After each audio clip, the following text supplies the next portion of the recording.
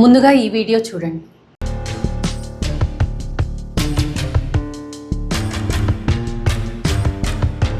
నమస్కారం, నా పేరు ప్రేమ్ చంద్. నేను మా ఫ్రెండ్ బండి మీద వెళ్తుంటే సడన్గా బ్రేక్ పట్టేసి పడిపోయాం. అది నాకు చిన్న చిన్న గాయాలతో బయటపడ్డాను. ఒక 4-5 డేస్ హాస్పిటల్లో కోమాలో ఉన్నాడు. దాని తర్వాత తను చనిపోయాడు.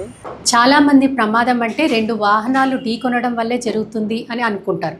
కానీ ఇతరత్రా కారణాలు లైక్ ఇసుక, కంకర ఏమైనా ఉన్నా, బైక్ కండిషన్లో లేకపోయినా, టైర్ పంచర్ అయినా, లేదా ఆకస్మికంగా బ్రేక్స్ అప్లై చేయడం వల్ల అన్నా ప్రమాదం జరిగే అవకాశం ఉంటుంది.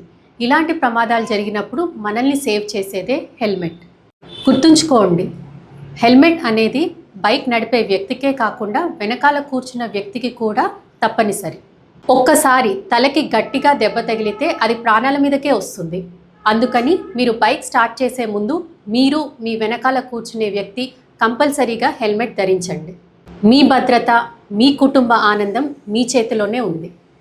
హెల్మెట్ ధరించండి, హెల్మెట్ క్లిప్ పెట్టుకోండి, క్షేమంగా మీ గమ్యాన్ని చేరుకోండి.